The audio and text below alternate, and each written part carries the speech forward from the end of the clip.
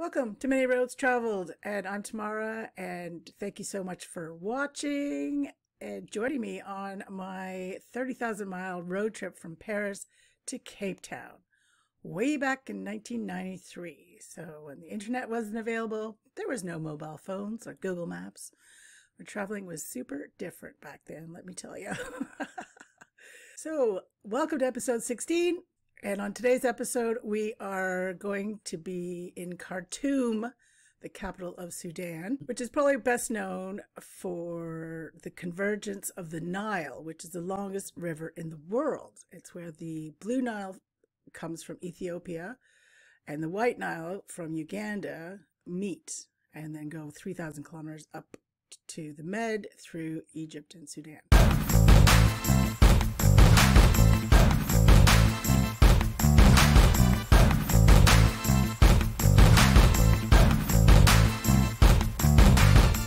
And we have now traveled 10,075 miles on this crazy ass trip from Paris to Cape Town. So Khartoum, there's about 5 million people there now, but when I was there, I reckon there probably was maybe just over 1 million. So it's grown a lot since '93. Was not a lot to do there, I'll tell you that right now. And it was the hottest weather I've ever, I think, lived through.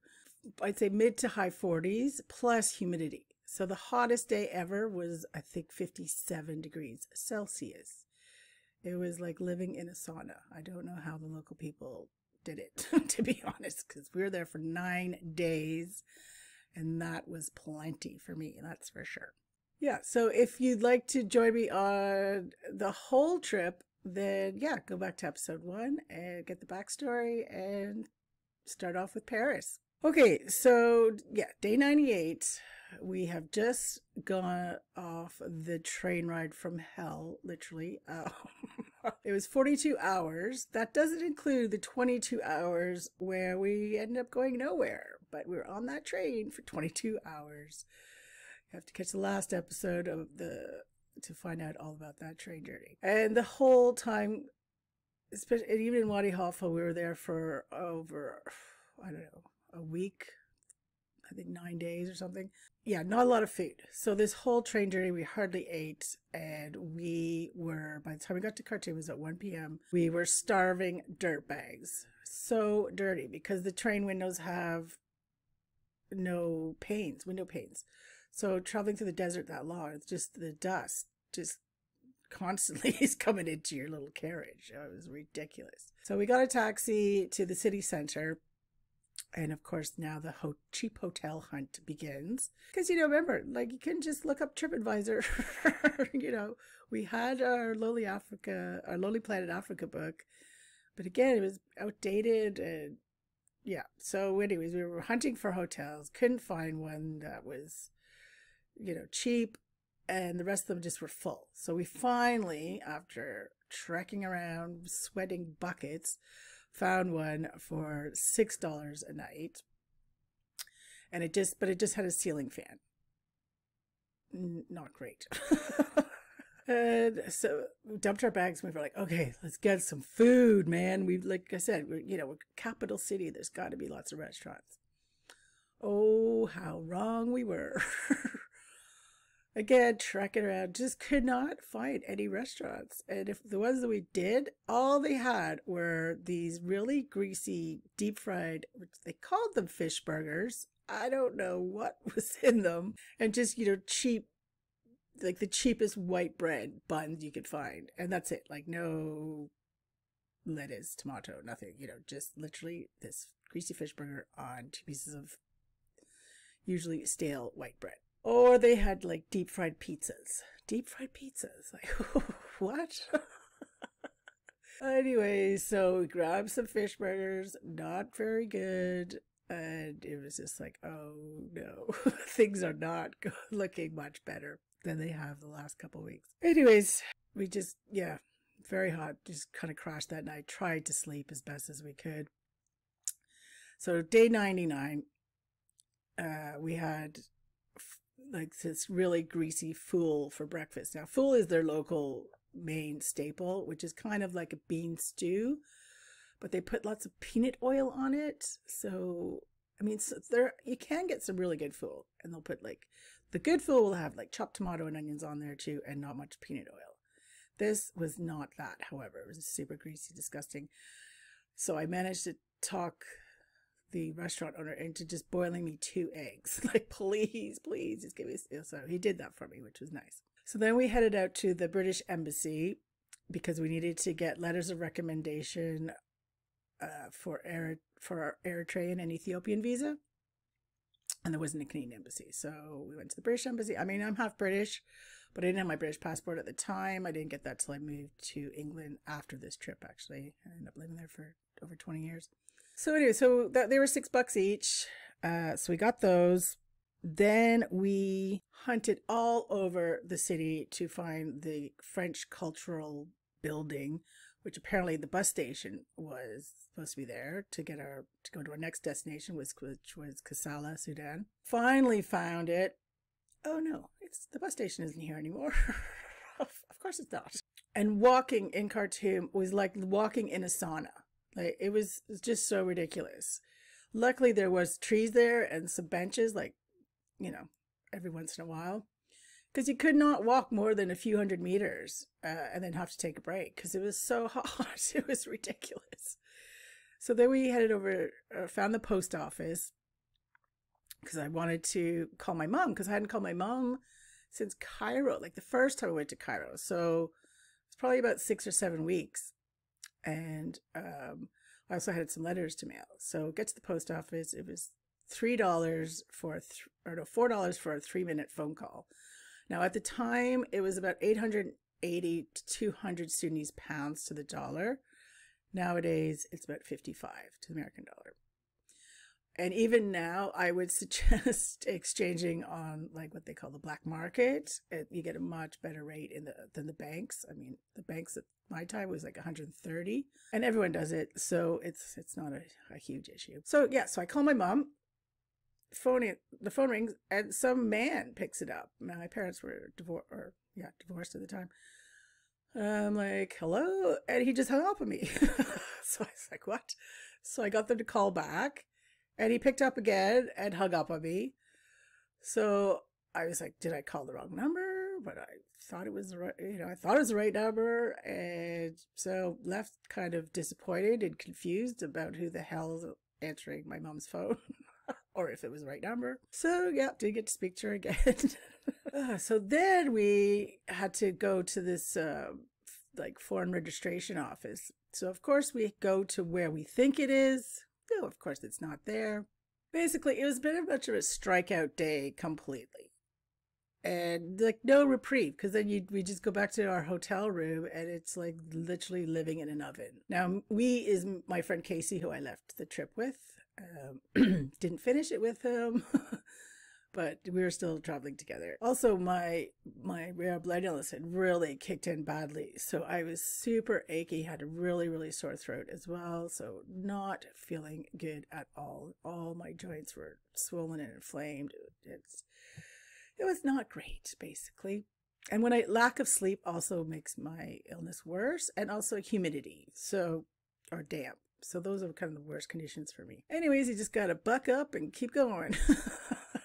And now a quick sponsored break. So I've had a word with my mentor, and for a very limited time, he is going to mail a real book over to you anywhere in the world. And it's going to teach you all about affiliate marketing. It's full of awesome little nuggets. And there's a couple $100 in bonuses also thrown in there. So get over there now. Go to manyroadstravel.com/book. Remember, double L in traveled, and grab your copy. It'll be with you in a week or two.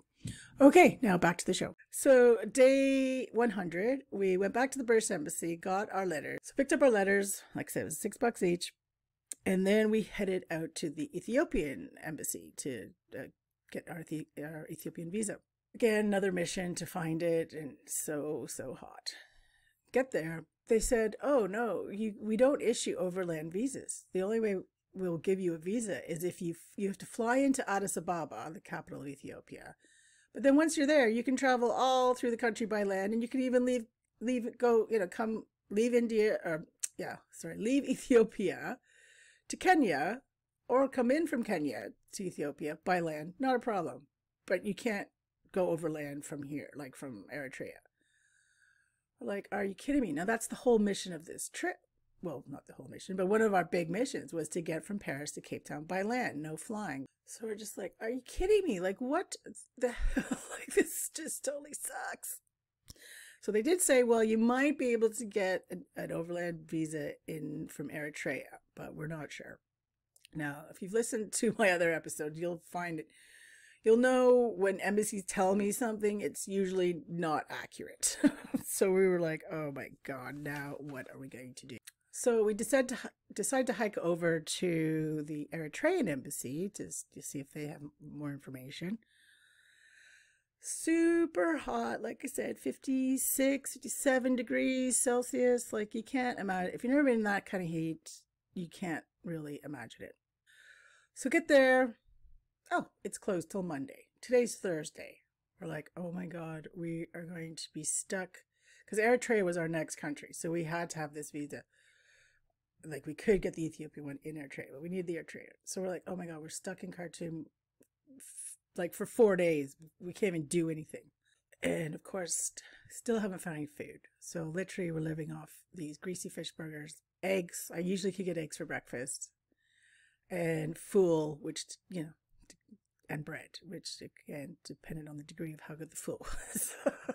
Well, the one thing you could get were ice cold Pepsis, but I don't drink cola. But then I started there in Sudan because it was one of the only things to drink, especially cold, and it would be hilarious. You'd be walking, you know, along the streets or whatever, and you just hear all the time, Pepsi, Pepsi, Pepsi. And they were at least cheap. They were probably like, I don't know, 20 cents or 15 cents or something. Gosh, and of course, no alcohol because it's Islam fundamentalist country. So no alcohol. I think I'd run out of my chewing tobacco even that I'd bought, or I got some in Wadi Halfa because people just kept giving it to me. So no reprieve. You can't even have a drink. Day 101, we decide, right, we're going to try and find, because now we're here for at least 4 or 5 more days, try and find a cheaper hotel. I know, $6 was a lot. So, of course, what do? We find not a better hotel, but it was cheaper and dingier, which seemed to be our standards. But it was only $3 a night, so hey ho. Although it didn't even have a ceiling fan. The last one at least had a ceiling fan. So it was even hotter, if that was possible, in the room. So killing time, and it's, of course, now it's Friday, so that's their holy day, so everything's closed. So Casey and I are like, okay, well, we got to come up with a plan. What are we going to do? So we came up with a 5-step plan to get over this, only flying into Ethiopia visa problem. So step 1 was to go by 2 flights to Addis Ababa. Step 2 was to go get our Ethiopian visa. Step 3 was to refund those flights, get our money back. Step 4 was to get our Eritrean visa. And then step 5 was to keep our fingers crossed and hopefully we could go by land from Eritrea get into Ethiopia that way. But of course we had to wait till Sunday to do anything.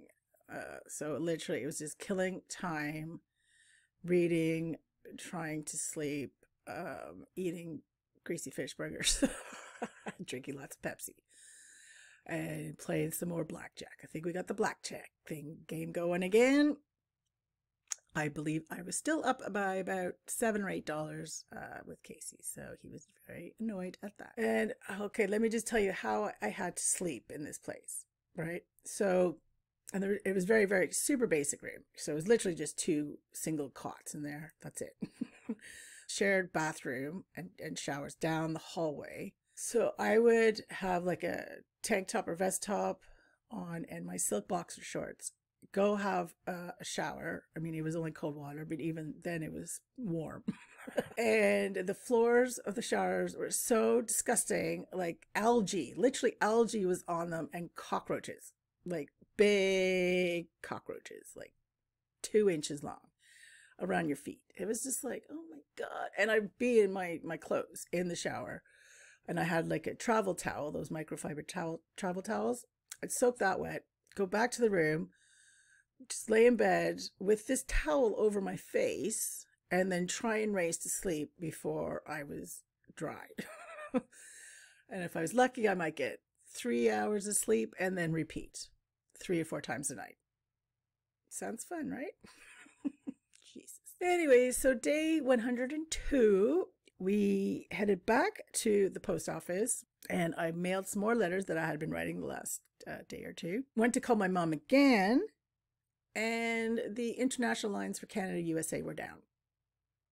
So no go. I'm like, my mom is going to kill me. She hasn't heard from me for almost 2 months now. And that was about it for that day. Day 103, we put step 1 into action. So we headed to a travel agency and bought our flights. It only took 2 hours, really easy. Then we headed back to, we're just about to head to the Ethiopian embassy again to see if we can get our visa now. And someone said, oh no, they're closed Fridays and Sundays. We're like, oh my God, are you kidding me? So it was just the usual sweat and buckets, fish burgers, and the phone lines were still down because I tried to get into the post office, but no go. Okay, so day 104. So now it's Monday, thinking everything should be open. So we put step 2 into action, and we head to the Ethiopian embassy, showed them our flight tickets. Oh, now it's not a problem. You can get your visa, but it takes a day. So we literally begged them. We're like, can you please try and do it today? It's not like there's lots of travelers around. I mean, we only met the French couple in Wadi Halfa, and they flew from Wadi Halfa to Khartoum. So we hadn't even seen another traveler. So they said, okay, well, come back in 2 hours and we'll see what we can do for you. We're like, okay, thank you so much. So then we decided, okay, well, we got those 2 hours. Let's just head to the Eritrean Eritrean embassy to see what the story is there. So again, we trek over there because these are like long walks and you can never find taxis or, so it was just walking. And like I said, it was like walking, in a jungle or whatever, so you just have to keep stopping. So it would take for ages to get to anywhere anyway. So we get to the Eritrean embassy. No, it's closed because they're having their independence referendum. Oh my God! So which they were super happy about because they finally got their independence from Ethiopia after 30 years of kind of war. And anyways, they were super happy. We were not particularly that happy. Anyways, we headed back to the Ethiopian embassy. Yes, they had our visas, so that was awesome. So that was our first good news in ages, really. So we look at our visas. Oh no, they're stamped on the top, air only. This could be a problem. However, the visas only cost us $7, so that was good. And we just have to work out step 5 a little bit later. However, when we were there, we met an American couple, Matt and Aaron. So that was nice, and they seemed really nice. And they ended up coming back to our hotel with us and just kept, like new people. Oh my God. So came back to our shithole hotel for, guess what? A Pepsi and a cicada, which cicada was really good, actually. They were hibiscus tea. And you could get them cold or hot. So we had that. And then they were like, well, do you want to come back to our hotel? We're like, sure. Well, they're staying in like a posh hotel, $38 a night. And they had air conditioning. It was like, oh my God, this is luxury. Can we just sleep on your floor? So we just hung out with them for a bit. And they told us that they had actually come from Wadi Halfa as well. But they got the like bus and truck combo. It took them 56 hours. So if we hadn't had that 22-hour delay on the train, the train going nowhere, we would have beat them 42 hours. So either way, I think nowadays they say you can get the bus from Wadi Halfa to Khartoum in 12 hours. I find that a little dubious, but that's apparently what other travelers have said. So hey ho, not back in my day. So day 105. We put step 3 into action. So we head back to the travel agency to try and get our refund on our flights. They were like humming and hawing and dilly-dallying, and it took about 2 hours, but we got our refund. So that was great. And then finally the Eritrean embassy is open, so we headed over there. We got our visas that day. We managed to talk them into giving it to us that day for $1. Bargain. And step 4 was complete. So it was just step 5 that we kind of had no control over, and we really wouldn't know if step 5 would work until we actually got to the Eritrean Ethiopian border. So it was a little daunting, but we're like, okay, well, let's just not worry about that now. We've done 4 out of 5. That is awesome, considering everything just seemed to take forever and was so difficult to do. But we did it, so we were impressed with ourselves. So then we went back to our hotel, and it seemed to be visitors' hours. We had 2 guys, like 2 local guys who we had met, days previously, and they showed up and said to say hello. And one of the guys, Steven, he was actually in like 6'7", 400-meter Olympian in 92, and was training to go into the Barcelona ones in 96. And he was the nicest guy. So it was really nice chatting to them. I don't know, they stayed for a couple hours. And then Aaron and Matt showed up. So Casey and I felt super popular. Aaron and Matt, we went with them to find, like, we figured out where the bus station was now. So we went with them because it was in this, Souk Shabi. That's where you get that's where the buses were. So we're walking around and all the buses were full. We're like, because we wanted to go the next day to go to Kasala, which is near the Eritrean and Sudanese border. We're like, oh my God, now we finally got all of our steps done almost, and now we can't get a bus. We finally found what I called the love bus, because there's flowers all on the outside and then in the dashboard, and then inside was painted like this really deep red. Although it did have a massive, like, cracked windshield, but they had like 4 seats. So we're like, we'll take those now. And they're only $3 per ticket. So that was good. And it was leaving the next day. So we were happy about that. We're getting out of Khartoum finally. And then we just kind of probably, again, got our normal fish burgers. I was not feeling really good at all. I was really, really tired and a lot of pain. We got back to the hotel, and then Casey and I had this huge blowout. I can't remember what it was about now, but I think he just walked out and went for a walk or something, and I was just fuming, and we were just not, because that was probably only our second maybe big fight in 105 days. So considering we were hot, tired, hungry, it's not bad, and we made up the next day, no problem. So day 106, we got to the Souk Shabi at about 6:30 in the morning, and our love bus left at 7 a.m. and we were finally, after 9 days, leaving Khartoum. Yippee, yippee, yay. Woo! However, you're going to have to tune in till next Thursday to hear about Kasala, Sudan. And I also forgot to read my review of the week. So it's 5 stars from Jordy171. Super. Love going on this adventure with you, Tamara. You were so brave to do this trip. I especially like the episode in Jordan. Some interesting places which I enjoy seeing through your eyes. Thanks so much for doing this podcast. Well, thank you so much, Jordy. That's great to hear. And if you'd like to get a shout out, a review shout out, then please leave me a review on Apple or Stitcher. You can find the information on my website, mannyrosetraveled.com. Okay, so now it's time for Tam's Top Tips. Okay, so tip number 1 is I kind of just talk about the visa situation. So to get a Sudanese visa, you can get them, of course it's all different prices where you get them, but you can get them in Aswan, Egypt for $150 US. I think we paid $50, and that was back in 93, like I said. And it just takes a day. Or Addis Ababa in Ethiopia, it's $68, takes a day. Nairobi, $55, takes a day. or Cairo, which is where we got ours. They're now $150, but it just takes a day. It took us over 3 weeks to get ours, so that's improved. And you need 2 passport photos. You also have to, again, you have to get registered by the police within 3 days of being in Sudan.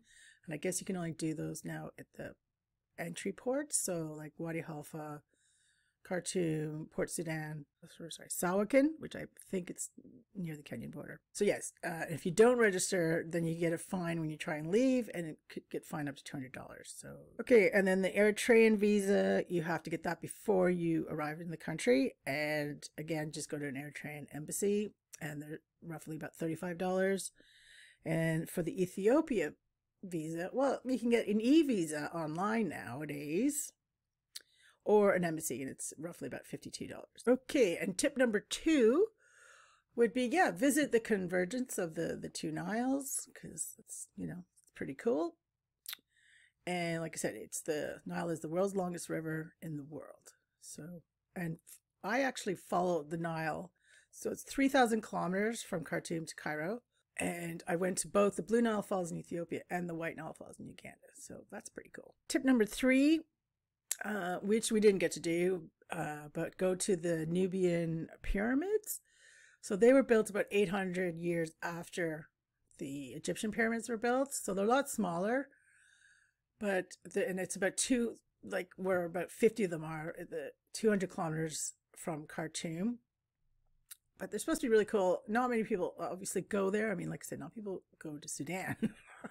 So yeah, so they were built, I think 1000 BC, and it's only $10 to see them, and you have them to yourself, I imagine, except for the local people. And of course, you'd be supporting the local people because they, you know, I was reading reports today in 2020. Obviously, there are not many tourists there, especially with COVID. So I'd check out the Nubian pyramids if I went again. I won't be going back again though. I love the Sudanese people. They're the nicest people, but no, I'm good. Thank you. And then for my tip for solo female travelers, make sure you wear, you have to be covered. So get like I said, it's so hot. So like super light long sleeve tops and trousers or skirts. Men also, you need to be covered, like long sleeve and trousers. Women, you can wear like a light headscarf if you want. It's not necessary, you don't have to, but you might fit in a little bit better. But Sudan is so safe. I mean, they say it's one of the safest countries in Africa as a solo female traveler, and I never had any problems. Like I said, they're very, very nice people. And even though I complain about the lack of food or how hot it was, I always kept in mind and kept that perspective that I can leave whatever I want. These local people can't. So even when things like this, this part of the trip is so frustrating and things go wrong, again, always try and keep things in perspective. How fortunate you are to be able to travel. Okay, so I think that is a wrap for today's ep, and we shall see you next Thursday when we're going to Kasala, Sudan. Okay, and like I said before, make sure you check out the website, manyroadstravel.com. Okay, until next week, safe travels, one road at a time.